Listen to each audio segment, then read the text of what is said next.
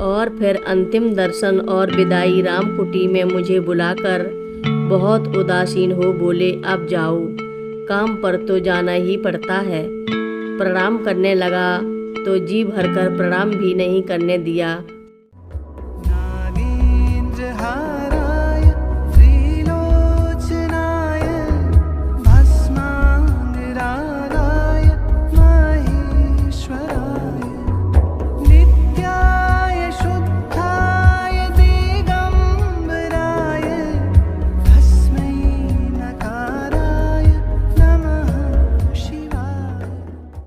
रक्षा सूत्र चैनल पर सभी भक्तों का स्वागत है।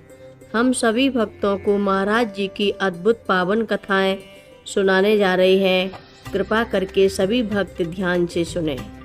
यह कथा मुकुंदा की है।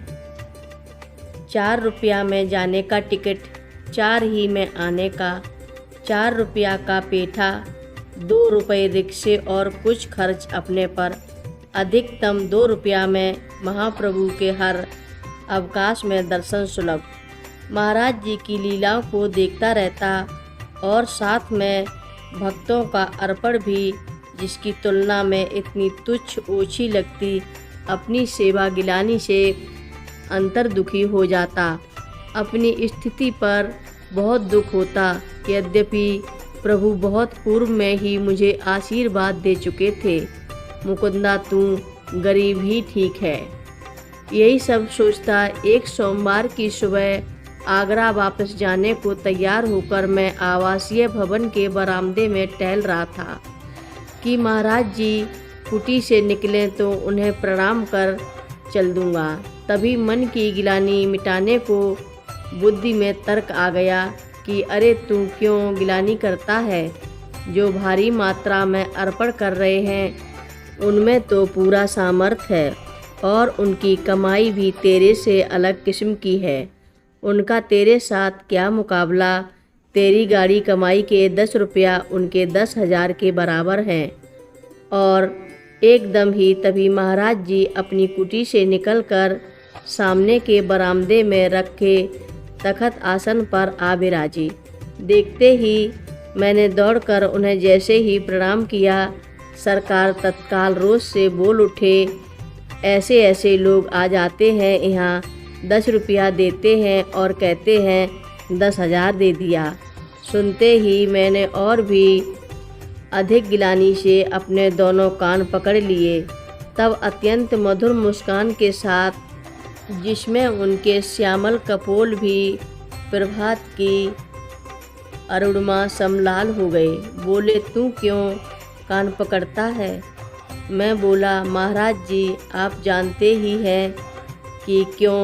तब पुनः बोले नहीं तेरा सब ठीक है, मैं सबकी एक एक सांस गिनता हूँ, बहुत चालाक हूँ, मुझे बावला मत बनाओ।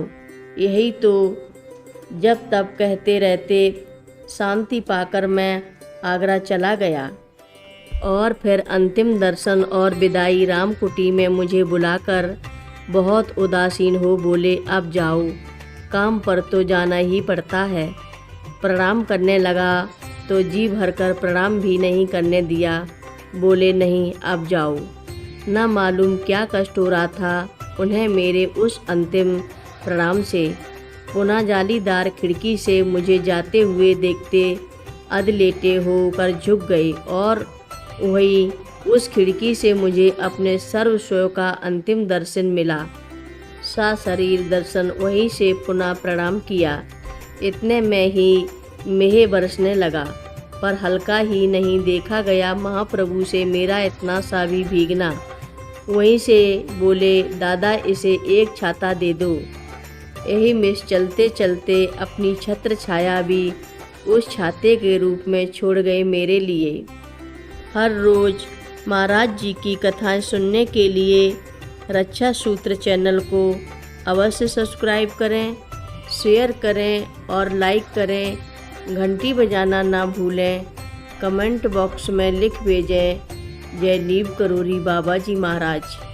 बोलो नीव करोरी बाबा जी महाराज की जय जय बोलो।